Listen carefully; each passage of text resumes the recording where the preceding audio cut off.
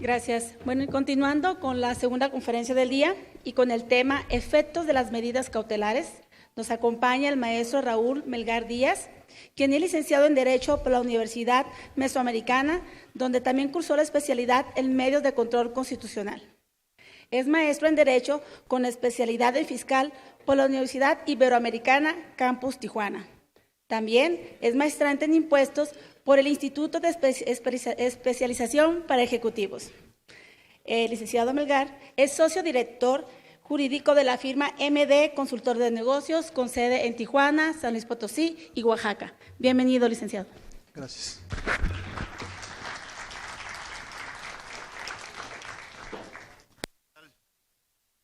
¿Sí? ¿Qué tal? Buenas tardes. Como se lo dije al doctor Fabián, un honor, y creo que me deja la vara bastante alta, ¿no? Como comúnmente se dice. Primeramente quisiera agradecer de manera afectuosa a los integrantes de la revista Consejero Empresarial por esta invitación, pero principalmente al maestro Adrián Paredes y a la licenciada Roxana Yepes por su motivación a venir a dar estas conferencias. Sin duda también tengo que reconocer el esfuerzo de la firma que represento, de la innovación que pretendemos hacer en los servicios en nuestra región, que es Tijuana, Baja California, y asimismo también agradecerle, como siempre, el apoyo al socio fundador de la firma que se encuentra presente, y sin duda a mi esposa, que me apoyen en todo y en todas mis locuras. Así que hoy el tema que voy a abordar es un tema interesante y a mi consideración medular en la actualidad que tenemos en el sistema tributario. Y no es más que una pequeña parte del litigio fiscal estratégico, como se denomina en nuestras conferencias, que son las medidas cautelares. Hoy en día, y a partir de 2014, tenemos una reforma muy rígida que viene a robustecer las facultades de la autoridad fiscal, y con ello se ha hecho, a mi consideración y a mi apreciación, un abuso de ellas en la actualidad, pero principalmente con el tema del artículo 69B, tan sonado, tan conocido y tan temido, ¿no?, en algunas ocasiones. Para ello también me tendré que remitir a los antecedentes, porque desafortunadamente en materia de medidas cautelares, hay pues escasa información en el tema de México y sobre todo en los procedimientos contenciosos administrativos. Sí hay información, sí hay teoría sobre el tema del derecho civil, del derecho penal, del derecho mercantil, pero en el tema contencioso administrativo yo creo que nos hace falta llegar todavía a un avance más significativo. Y por ello, como se los mencioné, nuestra ponencia va a tratar sobre las medidas cautelares y su aplicación en el juicio contencioso administrativo. Se los mencionaba, es importante traer un poquito de los antecedentes y remitirme al derecho comparado. Tenemos que el derecho comunitario europeo es el antecedente, creo que más claro y contundente, a través del tratado constitutivo de las comunidades europeas. Hay un precepto de ese mismo tratado, que es el 124, que dice que el Tribunal de Justicia podrá ordenar las medidas provisionales necesarias en los asuntos de que se esté conociendo. Desde ahí se empieza a marcar la pauta y el antecedente de las medidas cautelares. Asimismo, el protocolo del Tribunal de Justicia y los reglamentos de los procedimientos del Tribunal de Justicia de Comunidades Europeas refieren que el presidente de dicho tribunal podrá, mediante un procedimiento abreviado, conceder la suspensión de lo que sea necesario. Entonces, tenemos que nos distingue desde ahí cómo va a ser el tratamiento procedimental de las medidas cautelares a través de una vía incidental, como bien lo conocemos aquí. Una vía incidental es a través de un minijuicio, ¿no?, que se está llevando, y es a través de lo que se denomina cuerda separada. Asimismo, denota tres principios fundamentales de estas medidas cautelares, que son fumus bonis juris, que es la apariencia del buen derecho, periculum in mora, el peligro en la demora, y sobre todo el interés público. La jurisprudencia de este mismo tribunal, del que les estoy mencionando, introduce un concepto que a mi punto de vista es bastante interesante, un concepto denominado serias dudas, como la forma en que el juez podrá aplicar las medidas cautelares cuando se tengan dudas acerca del acto comunitario, misma que tendrá que exponer en su resolución. Es decir, desde aquí nos habla que el principio de legalidad de los actos y de la certidumbre que se debe de dar para el gobernado definitivamente puede ser objetado, puede tener la duda el mismo juzgador para poder conceder esta medida cautelar. Por eso, repito, habla de las serias dudas. Adelante. Está avanzando. Es importante destacar que el tribunal también habla de temas que el maestro y doctor Fabián ya nos mencionó, y habla sobre la intensidad de la prueba, del perjuicio grave e irreparable. Es decir, debemos ser un juicio demostrativo para efectos de que también los juzgadores puedan entender la petición que estamos haciendo, ¿no? Asimismo, habla que el perjuicio pecuniario que puede darse en el caso de la ejecución del acto, las pérdidas alegadas por el demandante sean suficientes para amenazar su supervivencia. Y me quedo con esta frase para darle continuidad a las demás láminas, puedan amenazar su supervivencia. Hoy tenemos facultades del fisco donde definitivamente no necesariamente tienen que ser coactivas de cobro, que amenazan la supervivencia de los entes económicos o de los contribuyentes. Y entraremos a lo como les comentaba en un inicio, cierta conceptualización que en el derecho mexicano se nos ha dado,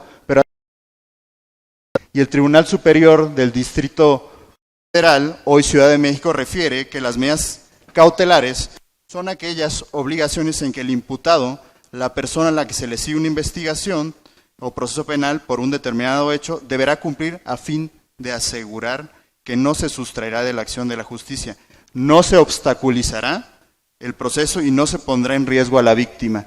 Creo que de esto nos podrá mencionar un poquito más el maestro Moisés, que nos va a exponer también temas penales, y definitivamente esta medida cautelar es una forma a través del derecho penal.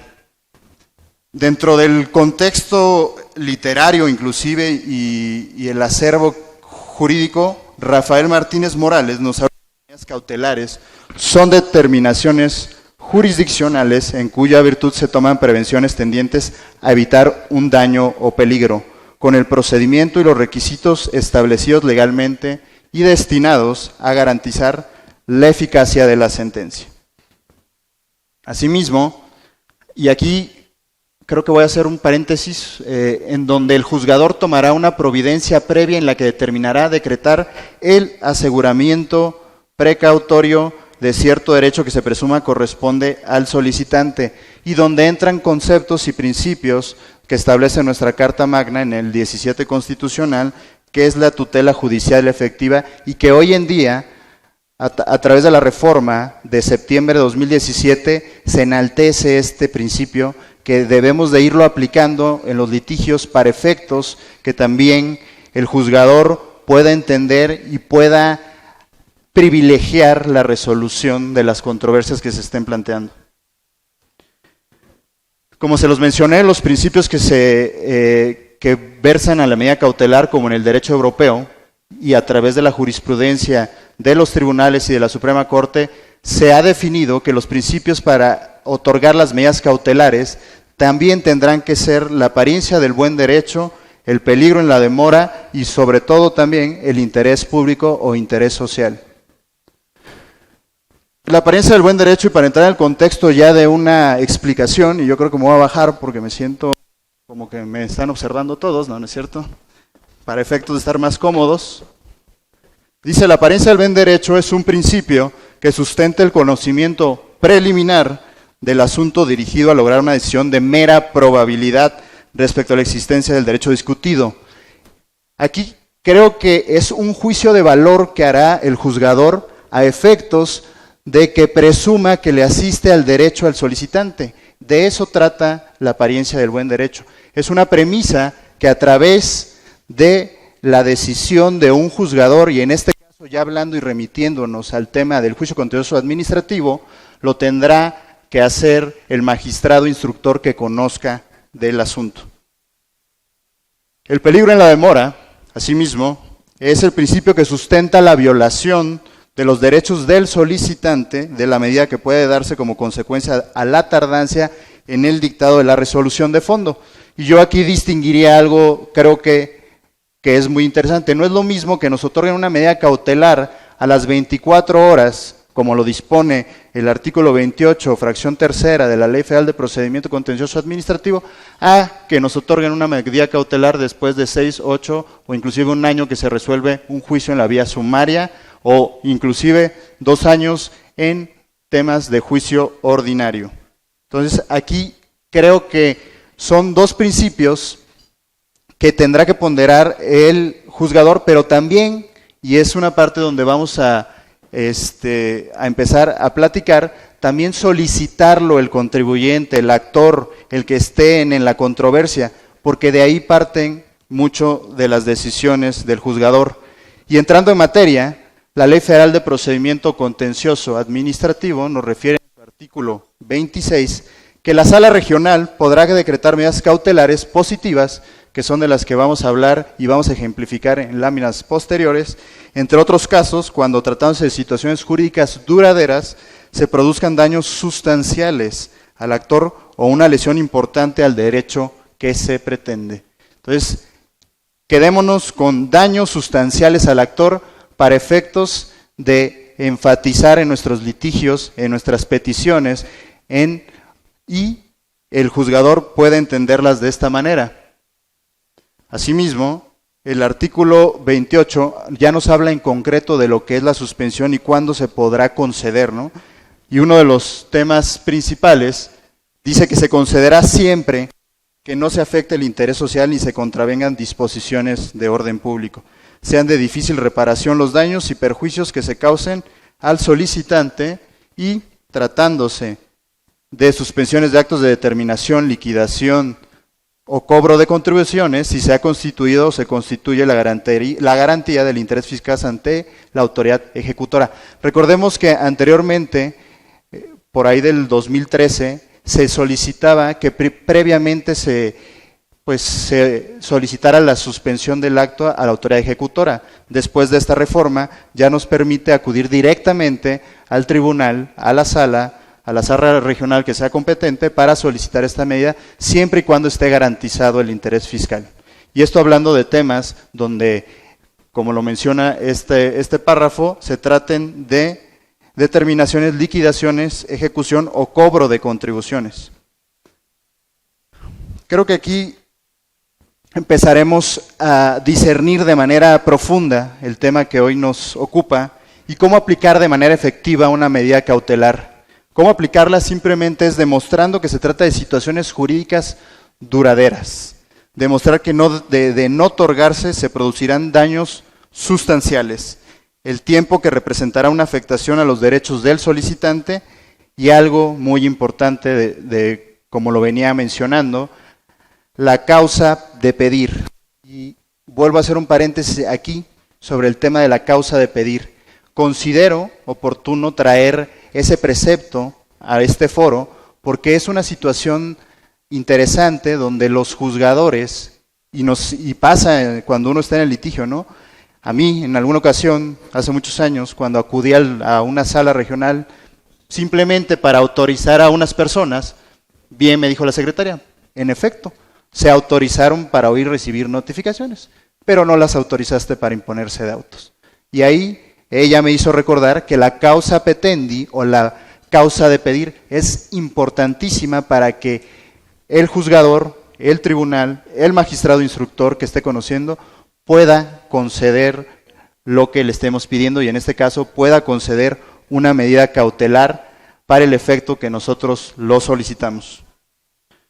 Asimismo, y aquí traemos un pequeño concepto ya de la teoría, la causa de pedir o causa petendi es la acción o el hecho generador del derecho que hace valer el actor en juicio, o bien el título en que se funda la acción, dándole la acepción tradicional de derecho sustancial en materia de litigio. Es decir, vamos a construir, como bien lo dijo el maestro Fabiano, vamos a construir argumentos, situaciones sostenibles para efectos de que el juzgador nos pueda dar la razón en nuestra petición. ¿Qué dice inclusive el Poder Judicial al respecto? Se ha pronunciado al respecto. ¿La cambias, por favor? La causa de pedir es la exposición que la quejosa o recurrente realice en comparación frente al fundamento correspondiente y su conclusión. Inclusive dice, de analizar alguna aseveración que no satisfaga esas exigencias, se estaría resolviendo a partir de argumentos no esbozados, lo que se traduciría en una verdadera suplencia de la queja en asuntos en los que dicha figura esté vedada, como por ejemplo el tema fiscal. Como sabemos, en el tema fiscal, a comparación de otras materias, no existe el tema de la suplencia de la queja. Existe un tema de la suplencia del error para efectos del estudio conjunto, como lo dispone la Ley Federal de Procedimiento Contencioso Administrativo, pero no la deficiencia de la queja. Entonces, va a ser importante construir argumentos concretos, contundentes, sin ser tan reiterativos, porque estaremos de acuerdo, colegas, que muchas veces nuestros argumentos van tendientes a ser reiterativos y un poquito ociosos, y es donde el juzgador, pues el estudio definitivamente se le puede hacer inclusive ocioso, aburrido, e inclusive no ocuparse del mismo. Entonces vamos a construir argumentos y sobre todo las peticiones bajo estos rubros. La prioridad para que no se desestimen. También existe una jurisprudencia, creo que importante, para la prioridad de que no se desestimen nuestros argumentos en los asuntos que se rigen por el principio de estricto derecho. Una alegación que se limita a realizar afirmaciones sin sustento alguno o conclusiones demostradas no pueden considerarse un verdadero razonamiento y por ende debe calificarse de inoperante. Ahí lo dijo la Sala Superior del mismo tribunal donde vierte esta situación. Y ahora sí, entraremos al tema de las medidas cautelares. Y yo también abono a lo que dijo el anterior expositor. Hay temas que se van a exponer aquí que son construcciones propias, no son verdades absolutas y puede haber retroalimentación de ustedes que sería muy buena para efectos de seguir motivando, como lo mencioné, el litigio estratégico. Para mí el tema de la medida cautelar es un tema muy sensible porque puede bloquear la ejecución del acto y bloquearlo, inclusive propiciar no solamente que lo bloquee o lo suspenda, sino también propiciar que la autoridad ejerza una acción. Por eso, al momento de hablar de una medida cautelar positiva, se habla de que la autoridad, además de suspender el acto, podrá ejercer una acción. Y lo vamos a ver en los ejemplos que más adelante veremos sobre el artículo 69b. Como lo mencionaba, no todo acto jurídico es absoluto y la legalidad del mismo, y la presunción de legalidad del mismo. La visión del juzgador hoy en día debe ser que la presunción de legalidad de la norma o del acto de la autoridad no significa que el juzgador pueda suspender temporalmente sus efectos, pues cuando no habiendo producido algún reconocimiento definitivo de su legalidad y cuando exista la sospecha de que existe un derecho a su favor, deberá hacer la ponderación y decidir para el efecto de que el acto que se reclame. Entonces, es una visión propositiva del juzgador donde verá estas situaciones, ¿no? Asimismo, la medida cautelar positiva, como lo menciono, son las medidas que por medio de las cuales se puede modificar una situación de hecho. Es decir, si nos cancelan los certificados de sellos digitales, como es una cuestión también, una de las facultades que ha hecho uso actualmente indiscriminadamente la autoridad, pues también podemos propiciar una medida cautelar positiva para efectos de que el mismo tribunal determine que esos sellos digitales que fueron cancelados se reactiven o se emitan unos nuevos. ¿Ok? Y la suspensión que conlleva de la medida cautelar es básicamente paralizar o detener la actuación durante el tiempo que dure la sustanciación del juicio, ¿no? Que nos permitiría, como lo podemos decir de manera común, llevar un litigio con calma, un litigio tranquilo y darle al contribuyente definitivamente la seguridad de que no será afectado en sus bienes, posesiones o propiedades, inclusive derechos. Entraremos a la parte de la aplicación práctica con el ejemplo que hasta ahorita, aplicación práctica con el ejemplo que hasta ahorita les había mencionado, que es el artículo 69B, tan discutido y a lo mejor va a pasar un poquito ya de moda el 69B, porque como sabemos el 1 de junio ya fue publicado el 69B bis, que también se advierte que va a haber una desbandada de facultades de esta facultad a través de la autoridad, como lo está haciendo con este precepto, ya que hoy nos encontramos que hay contribuyentes que efectivamente, persona física o persona moral, que definitivamente no hacen operaciones inexistentes o no ejercen operaciones inexistentes y se están aplicando estos procedimientos de manera indiscriminada. O yo aquí abonaría al apoyo y a la participación del foro, ¿a cuántos de ustedes, cuántos contribuyentes de ustedes que asesoran no les han aplicado el 69? Si me pueden apoyar levantando la mano para distinguir y checarlo. Y contribuyentes que son comerciantes, empresarios, definitivamente, vi 2 nada más, entonces se me hacen 3, se me hacen poquitos para lo que existe, porque realmente es una facultad que se está dando y que el fisco está ejerciendo, repito, de manera indiscriminada y sin duda de una manera desproporcional y inequitativa sobre todo. Y atenderemos ahora la exposición de motivos de este 69. No vamos a profundizar sobre la ilegalidad o inclusive inconstitucionalidad de la norma, porque eso no es lo que nos atañe hoy, pero vamos a hablar de ciertos puntos y dejaremos ciertos tips, ¿no? Recordemos que el 69B fue publicado en el Diario Oficial de la Federación el 9 de diciembre de 2013 y su aplicación o su entrada en vigor comenzó el 1 de enero de 2014. ¿Ok? Y aquí yo haría también un énfasis en la exposición de motivos, porque a lo mejor algunos no estarán de acuerdo, pero creo que la exposición de motivos nos da la finalidad por el cual el legislador creó la norma. Y yo distingo aquí situaciones creo que interesantes, ¿no? Y me voy a permitir dar lectura aparte de la exposición, que muy seguramente ya conocen ustedes, pero para poner en contexto la plática, nos dice: es por lo anterior que se propone que la adición del 69B mediante un procedimiento dirigido a sancionar y neutralizar el esquema, la propuesta se centra en atención a los contribuyentes que realizan fraudes tributarios y no una elusión legal de la norma a través del tráfico de comprobantes fiscales. O sea, aquí ya le ponen un calificativo.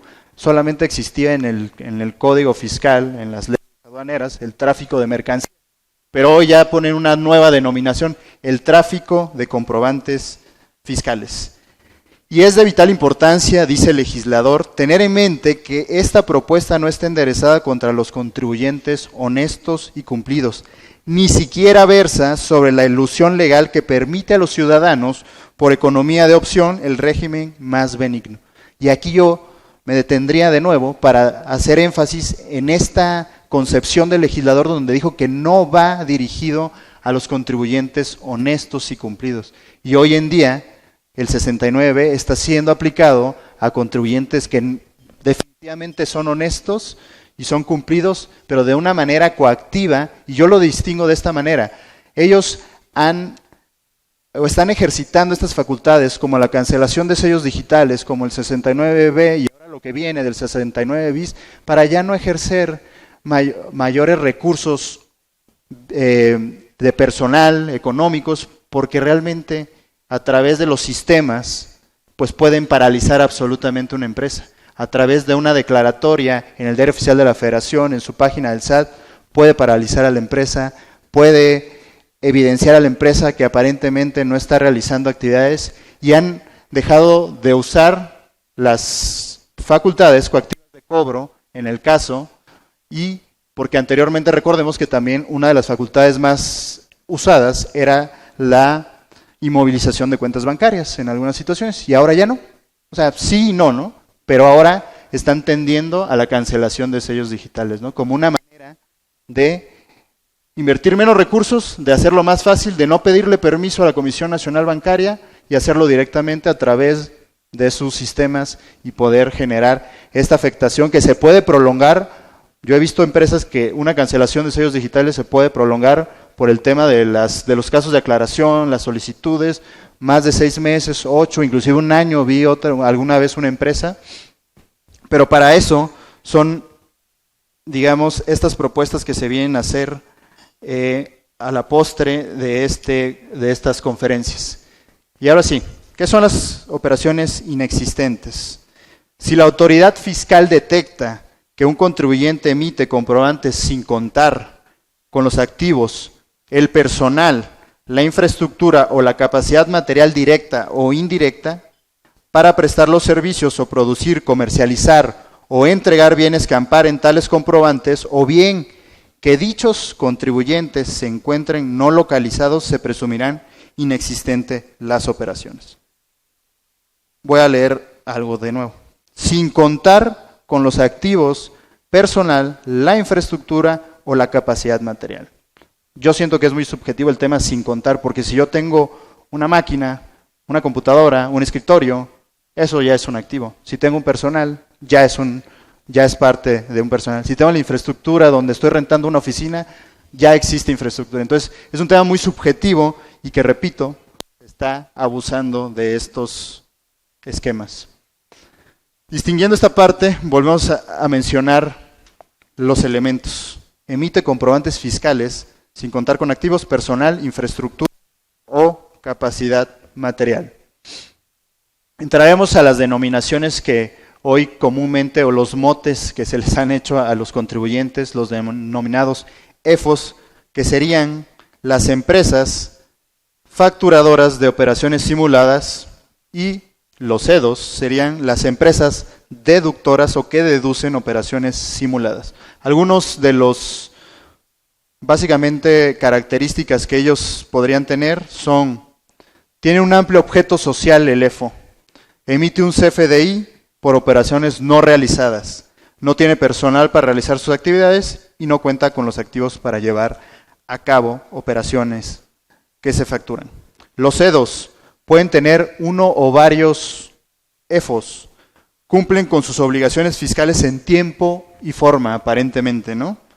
Deduce montos altos por conceptos de servicio, intangibles, compensa y hasta solicita IVA en devolución. Esto, en algunos casos, no quiero decir que todos los EFOS son inocentes, pero los que me ha tocado atender, definitivamente, y a mi criterio, son contribuyentes de pie, como se les dice, ¿no? Bueno, entraremos un poquito a la reglamentación para pasar a la aplicación práctica de la medida cautelar. Entonces tenemos que el procedimiento de los EFOS, previsto en el 69B, nos refiere, se notifica el supuesto a través de buzón tributario, página del SAT y diario oficial de la Federación. No pone tiempos, lo pone como una coma, ¿no? Nada más, también eso hay que distinguir. O sea, no necesariamente primero te notifica en el buzón, sino de manera simultánea, ¿no? En algunos criterios habla como que sí hay momentos de notificación, pero a mi apreciación y en la práctica, lo que yo he visto, pues no lo existe, ¿no? Asimismo, con el propósito de que se expresen los derechos que convenga, el contribuyente contará con 15 días. Recibirá las manifestaciones, el SAT tendrá 5 días para valorarlas y, a mi punto de vista, notificar la resolución. Como lo digo, a mi punto de vista. Porque también ya hay comentarios, algunos criterios, algunas publicaciones donde dicen que no necesariamente en esos días, en esos 5 días, tendrá que emitir la resolución. En lo particular, ya me sucedió en un litigio, en una contestación a la demanda, nos dice la autoridad, los 5 días que prevé el 69B, solamente son para que yo valore las pruebas y no necesariamente para que yo emita. Yo me tengo que remitir, como no hay un término, a lo que nos dispone el artículo 37 de código, al plazo que establece. Y yo me pregunto, eso no dice la norma. Y si estamos hablando de una aplicación estricta de la norma, como lo dispone el artículo 5, pues a mi consideración, en esos 5 días tendría que emitir la resolución donde se determine si efectivamente se confirma el supuesto del contribuyente. Y en un plazo de 30 días posteriores a la notificación, si no se desvirtúa, se ha publicado en el Diario Oficial y en la página del Servicio de Administración Tributaria. Algunas características, aquí la lámina dice EFOS, pero son EDOS. Contarán con 30 días siguientes al que la citada publicación para acreditar ante la propia autoridad que efectivamente adquirieron los bienes o recibieron los servicios que amparen los citados comprobantes fiscales. Y vuelvo a traer un comentario que dijo el maestro Oscar Fabián. No hay una notificación personal, sino entonces el EDO tendría que estar al pendiente de las publicaciones y ser un conocedor y tener los instrumentos y el conocimiento de verificar el diario oficial de la Federación, a ver si alguno de sus proveedores pues ya fue publicado y así oponerse a través de manifestaciones. Entonces procederá en el mismo plazo a corregir su situación fiscal, si así lo dispone y si así lo desea, mediante una declaración o declaración complementaria. En caso de que la autoridad fiscal, en uso de sus facultades de comprobación, detecte que no realizó efectivamente ninguna de las dos opciones anteriores, determinará él o los créditos que corresponda y se considerará actos simulados para efectos de delitos del Código Fiscal de la Federación. Entonces, si no se desvirtúa, si no se atiende esta situación, si se llega a una facultad de comprobación de esta naturaleza, pues se va a presumir que efectivamente dedujo operaciones simuladas y por lo tanto, pues habría una diferencia en el pago del impuesto de la renta pendiente y los demás consecuencias que ello conlleve también para efectos de impuesto al valor agregado. Y aquí, en esta línea del tiempo, donde pareciera que vuelvo a reiterar el punto, pero no, solamente es para poder distinguir. Entonces vamos a volver a los términos porque aquí es donde entra la medida cautelar. Notificación de la resolución donde presuntamente se ubica, recordemos es página del SAT, Diario Oficial y buzón tributario. 15 días el contribuyente tendrá para hacer manifestaciones, 5 días para que la autoridad de los valores y resuelva, y se emitirá la resolución definitiva del artículo 69. Aquí, en la parte roja que ven en la exposición, distingo que es un plazo sumamente importante para el litigio estratégico esta parte. Entre que se emite la resolución y el plazo de los 30 días que tiene la posibilidad ya de publicarse, ahí es donde se debe de ejercer de entrada el juicio contencioso administrativo, sin esperar, sin tener esos malos hábitos que algunos abogados tienen, que ninguno de este foro seguramente tiene, de llegar al término fatal y promover el medio de defensa pertinente. Hay que hacerlo en ese oportuno momento. A partir de que se dicte la resolución, tengamos conocimientos, en ese término es importante, yo diría máximo 15 días después de la notificación, promoverlo. ¿Para qué efecto? No solamente para ser preventivos en el litigio, sino para poder hacer una solicitud de medida cautelar y ya veremos ahorita el efecto. Ahí traemos un ejemplo de cómo se inicia el procedimiento de lo que es el 69B para efectos de las supuestas empresas que emiten comprobantes simulando operaciones inexistentes. Se ejerce a través de una facultad de comprobación donde se ordena la práctica de una visita domiciliaria en relación a operaciones de carácter de tercero. El caso que a mí me tocó, que ha sido recurrente porque ya han sido varios, que me tocó es ver que primero fiscalizan al EDO y cuando identifican a sus proveedores, ahora sí, van hacia el EFO, el presunto EFO, a fiscalizarlo y a instaurar una facultad de comprobación para poder llegar al procedimiento que estamos viendo, ¿no? El segundo acto se emite la resolución, como se los mencioné, a través de la notificación del buzón tributario, donde ya se confirma que existe la notificación donde se ubica en el supuesto del 69. Debemos de distinguir los momentos que existirá prácticamente sin posibilidad alguna de ejercer algún derecho, la lista que algunos le decimos gris, que es la primera, y la segunda, la lista negra, que esa es la que queremos evitar para nuestros clientes y contribuyentes que estemos asesorando. La no publicación en la lista se solicita de la medida cautelar de la ejecución del acto administrativo impugnado presentado por el actor a través de la medida cautelar con fundamento en el 26 y en el 28 de la ley, donde se concederá siempre que no se afecte el interés social ni se contravengan las disposiciones de orden público, sean de difícil reparación los daños o perjuicios que se causen al solicitante. ¿Ok? Y aquí tendremos un ejemplo donde definitivamente para mí fueron notas de caídas del cielo, ¿no? Donde en una suspensión provisional el tribunal, la sala del tribunal, determina conceder la medida cautelar positiva argumentando lo siguiente y me permitiré leerlo, dice: se otorga provisionalmente la suspensión de la ejecución del acto controvertido para el efecto de que se abstenga a publicar en el diario oficial de la Federación y en la página de internet del Servicio de Administración Tributaria los hechos que se imputan a través de tal, con copia al escrito de cuenta y anexos, córrase traslado a la Administración. Esto, si se hace de manera oportuna, se evitaría la publicación definitiva, es decir, se evitaría la publicación de la denominada lista negra.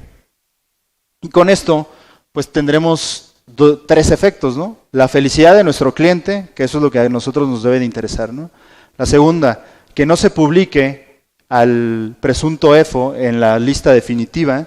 Y tres, que no se apliquen los efectos generales para el tercero, que sería el EDO, la empresa que dedujo esas operaciones. Pero este litigio estratégico es de momentos precisos, es de precisión para efectos de tener, pues básicamente, una situación que nos permita darle resultados a nuestros clientes. La medida cautelar también, a través del proceso de la suspensión, como ya lo vimos en el ejemplo, se otorgó la provisional, después, acto seguido, se tendrá que otorgar la definitiva, y me gustó mucho esta resolución porque es algo que en algún momento yo hablé con el doctor Oscar Fabián en nuestras aulas de clases, y nos comenta que la medida cautelar que se concede, la autoridad ejecutora que realice las gestiones necesarias ante la autoridad competente, efecto de que se abstenga de publicar el nombre de la actora en el listado de los contribuyentes que no desvirtuaron los hechos que se le imputan. Pero eso ya ahorita ya no sería lo importante porque ya lo leímos en la medida provisional o en la suspensión provisional, sino lo importante sería la reflexión que hace la sala ante una jurisprudencia de la segunda sala de la Suprema Corte, donde dice, me permitirían solamente leer el rubro: suspensión en el juicio de amparo es improcedente concederla respecto de los efectos y consecuencias de la aplicación del artículo 69 del Código Fiscal de la Federación. ¿Qué dice esta jurisprudencia en concreto? Pues básicamente decía que no ha lugar conceder la suspensión, ya que se estaría otorgando y afectando el interés público y además se estaría tratando de actos futuros de realización incierta. Pero eso no es lo que vamos a pedir en la medida cautelar, que no se emita la resolución definitiva, sino que lo que vamos a pedir en realidad, y así como lo distingue el tribunal a través así esbozado a través del argumento que nosotros hicimos en la medida cautelar, ponderando la causa de pedir, como lo he venido manifestando, dice: sin embargo, no resulta aplicable al caso que nos ocupa en razón de que dicha jurisprudencia versa sobre la improcedencia para otorgar la suspensión respecto a la emisión de la resolución que establezca la inexistencia de operaciones, y no respecto de la publicación del nombre de la actora, que es la materia de la medida cautelar. Lo mencionó el doctor por ahí en un litigio. No se estableció de manera precisa las peticiones, las argumentaciones. Hay que hacerlo de manera precisa. Si nosotros nos enfocamos en otorgarle esta suspensión de una manera concisa, precisa y adecuada, obtendremos definitivamente una medida cautelar con efectos positivos para que no sea publicado el EFO y no nos sea aplicada esa jurisprudencia, donde esa jurisprudencia, repito, no es objeto, digamos, de la litis de la medida cautelar positiva que se ponderó en el asunto que les estoy comentando. Y hablaremos un poquito de algunas jurisprudencias, solamente igual me permitiré leer el rubro de lo que existe al entorno del 69B. Dice: la suspensión en el juicio de amparo es improcedente concederla respecto a los efectos y consecuencias de la aplicación del 69. que es la que ya vimos. Sigo con la posterior. Presunción de inexistencia de operaciones, motivación de la resolución que determina que el contribuyente se encuentra definitivamente en el supuesto previsto, del supuesto previsto en el 69b del Código Fiscal de la Federación cuando no realiza manifestaciones ni aporta pruebas. La siguiente nos habla que la presunción de operaciones inexistentes amparadas en el comprobantes fiscales, el artículo 70 del reglamento, al prever del reglamento del Código Fiscal de la Federación, al prever en el procedimiento relativo la posibilidad de un segundo requerimiento de información y un plazo adicional para proporcionarlo no establecidos en el propio código, transgrede el principio de reserva de ley y de subordinación jerárquica. Es decir, un reglamento, como lo conocemos, por tema de jerarquía normativa, no podrá establecer un plazo que no está previsto en el mismo código, en la ley especial. Y algo que me preocupa, pero también me ocupa con los temas de los litigios, es el procedimiento relativo a la presunción de operaciones inexistentes. Las publicaciones con los datos del contribuyente no constituyen una pena que deba respetar los derechos reconocidos en el 22 de la Constitución. A mi punto de vista sí, pero pues esto es una jurisprudencia de la Suprema Corte donde nos dice todo lo contrario, pero al menos en lo que me toca y en lo que respecta, seguiré ponderando sobre estas situaciones, porque de ahí es donde se construye el litigio estratégico, a través de las propuestas que nosotros hagamos en el litigio, y a su vez pues resulten ser criterios, tesis, inclusive jurisprudencias del mismo, ¿no? Traigo solamente a manera de ejemplo, y me voy rápido porque el tiempo apremia, la cancelación de certificados de sellos digitales. Solamente quiero que podamos advertir la medida cautelar concedida, que también fue objeto de uno de los artículos de que me han hecho favor de publicar aquí en la revista, y quiero que distingamos también la resolución que emitió una sala regional del Tribunal Federal de Justicia Fiscal y Administrativa.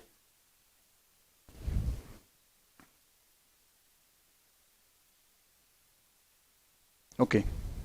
Ahí tenemos de nuevo la evidencia de una medida cautelar positiva, y esto lo resumo rápido.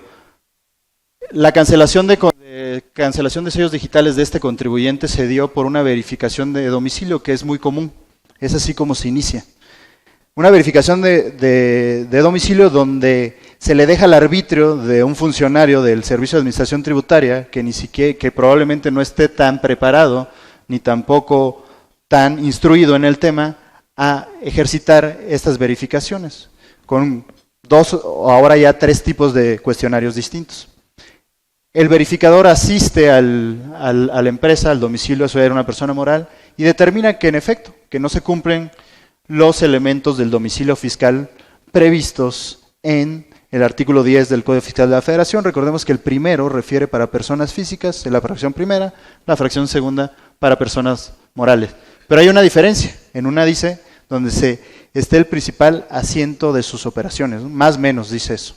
Y la segunda dice donde esté la principal administración de sus negocios. ¿Ok? En este caso, reitero, era una persona moral.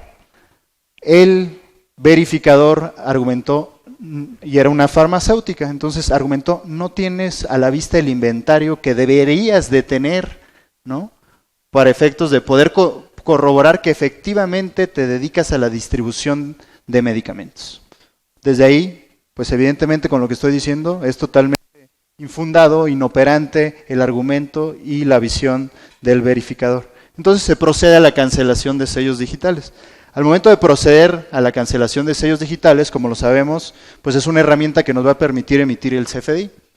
Repito, es una técnica y forma de la autoridad para paralizar las operaciones de una empresa. Y es para ello donde debemos acudir al litigio estratégico. Se presenta esta situación a través de la resolución donde deja sin efectos, y no voy a ser omiso en el último criterio que ya salió al respecto, donde que hay que agotar el procedimiento aclaratorio. Sí leí en esa parte, pero me gustaría ser enfático en el efecto de la medida cautelar. Se concede la medida cautelar positiva, provisional, considerando que de no otorgarse al actor y esta es la segunda lámina, al actor manifiesta que se ocasionaría un daño irreparable en cuanto se dejaría de ejercitar libremente los actos de comercio y por consiguiente registrar pérdidas económicas en todo el tiempo que persista la cancelación de sellos digitales e incluso se manifiesta que corre el riesgo de insolvencia económica y por consiguiente el negocio pudiera terminar. Y aquí reitero uno de los principios en los antecedentes que vimos, ¿no?, del derecho comunitario europeo. Cuando se atente contra la supervivencia de la persona, bueno, en este caso de la empresa o del contribuyente, es propicio que un tribunal conceda la medida cautelar positiva, con efectos positivos, para que ordene a la autoridad que ejecutó el acto reintegrar ese derecho que había sido vedado. Y asimismo, en la suspensión definitiva, pues básicamente reitera esta situación de la medida cautelar, y esto sería la propuesta a manera de construcción, y vuelvo a retomar las palabras del maestro Fabián, a manera de construcción del nuevo litigio estratégico, y solamente dejaría como una propuesta para poder seguir construyendo en el litigio los principios aplicables en materia penal, que aquí el especialista en su momento nos podrá hablar de mejor manera. Yo pondría 3: principio de presunción de inocencia, que bien lo comentó el maestro Fabián, pues no es aplicable; el non bis in idem; y la duda razonable. La duda razonable es un precepto o un principio que se esboza mayormente del derecho anglosajón, pero que puede ser aplicado porque ya hay criterios. Y yo les preguntaría y dejaría esta duda. La Ley General de Víctimas, que habla sobre el tema de las víctimas de los delitos, pero también de las violaciones de derechos fundamentales o derechos humanos, ¿no podría ser aplicable para la solicitud de pago de daños y perjuicios? A mi punto de vista, sí. Y hay mucha materia que hay que hacer porque se establece un sistema de reparación integral de los derechos fundamentales, como es la restitución, la rehabilitación, la compensación y la satisfacción de garantías de no repetición. Entonces, yo dejaría esa duda para ustedes, para que podamos construir un litigio diferente a partir de estas premisas y esbozándolos a través de lo que nos aportan las otras materias del derecho, como lo es el derecho penal. De mi parte sería todo y pues quedaría a la espera de alguna pregunta. Gracias.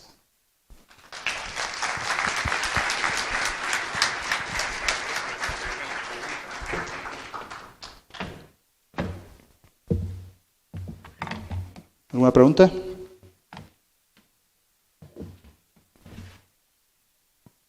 ¿Todo bien?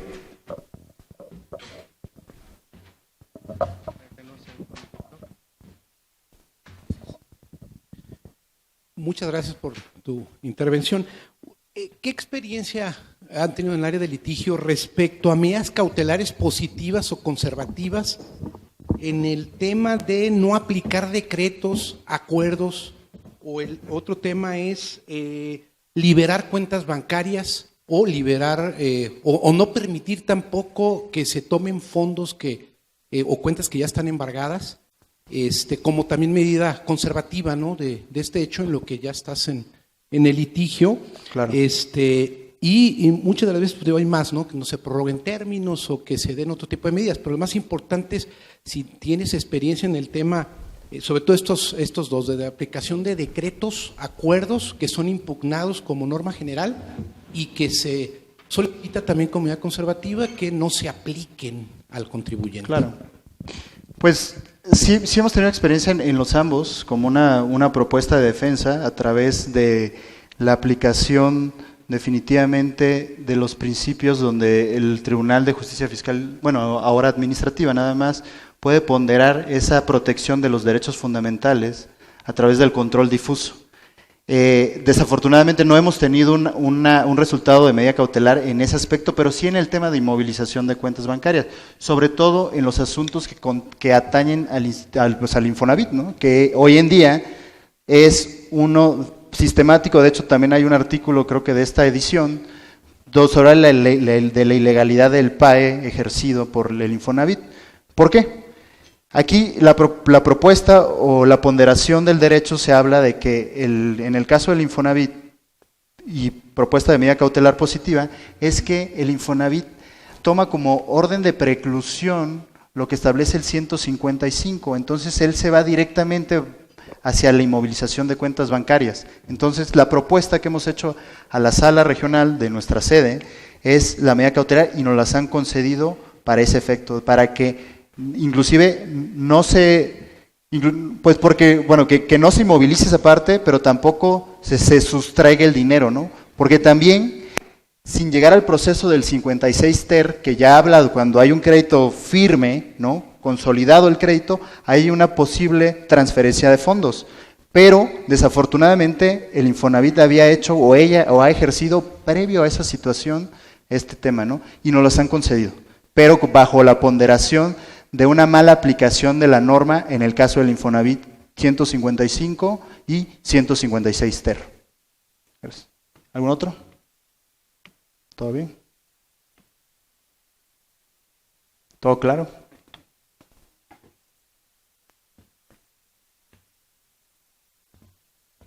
Sí, bueno.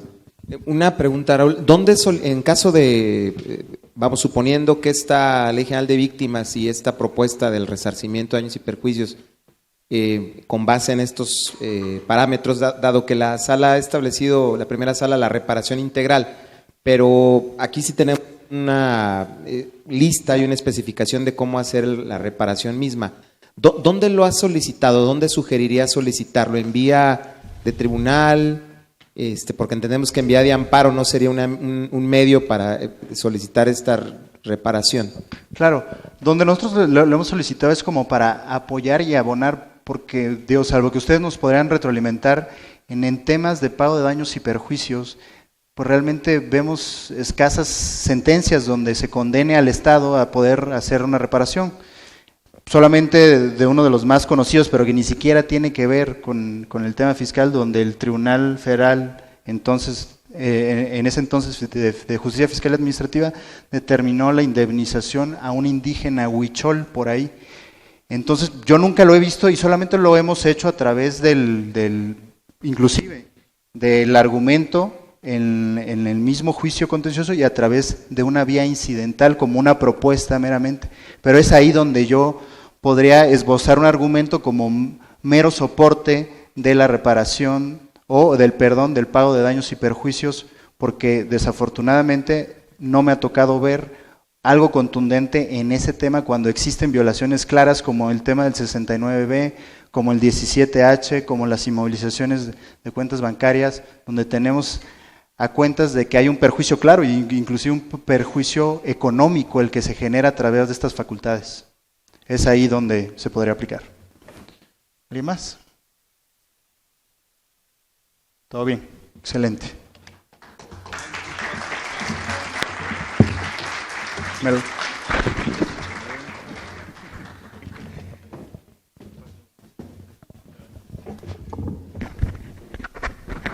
Bien, maestro, pues un gusto tenerlo por primera ocasión en Fiscalística. Hoy, con este tema de las medidas cautelares, pues bueno, tenemos brevemente que conservar el bien y la tranquilidad de los contribuyentes. Platicaba ahorita con el doctor Oscar, precisamente la autoridad dejó de ser la parte débil de esta relación jurídico-tributaria ya con esta plataforma. Hoy tienen que acabarse muchas prácticas de la autoridad como la presunción. Platicábamos, hay casos que ya deben de eliminarse porque ya tiene la suficiente información, inclusive más que nosotros, ¿sí? Y pues bueno, proteger en esa búsqueda de esa justicia, pues los bienes de los contribuyentes es lo más importante. Muchas gracias por su participación, maestro. Le voy a dar lectura para el reconocimiento que le entregamos. La revista Consejero Empresarial otorga el presente reconocimiento al maestro Raúl Melgar Díaz por su participación como ponente en el Magno Congreso Fiscalística en litigio fiscal estratégico con el tema Efectos de las medidas cautelares, contribuyendo con su generosidad, profesionalismo y calidad como expositor, celebrado los días 14 y 15 de junio de 2018 aquí en nuestra ciudad de Guadalajara, Jalisco, donde todo nos gusta ahogado hasta el tren. No se crean, perdón por el humor negro, pero así estaban las redes sociales. Bien, maestro, le entregamos una obra, ya platicamos. a mí nuestra entrada aquí, nuestra maestra de ceremonias, hay una razón por la que se eligió, además de nuestro artista. Yo desde chiquillo, yo tenía 12 años, siempre me llamaba la atención el mensaje que estaba en el frontispicio del Teatro Degollado, que nunca llega el rumor de la discordia. Y un día le pregunté a mi mamá qué significa, y pues tenía que traducírmelo a un joven o un precoz de 12 años. Me dijo, no hables mal y no te metas en chismes. Y yo creo que esa es una cuestión que tenemos que tener todos, porque desgraciadamente criticamos, desgraciadamente confrontamos en silencio al hablar mal de alguien. El respeto que tenemos que tener, y tenemos una magnífica obra en el Teatro Degollado, ese mensaje que jamás se nos olvide, que nunca llegue ese rumor. Bueno, maestro.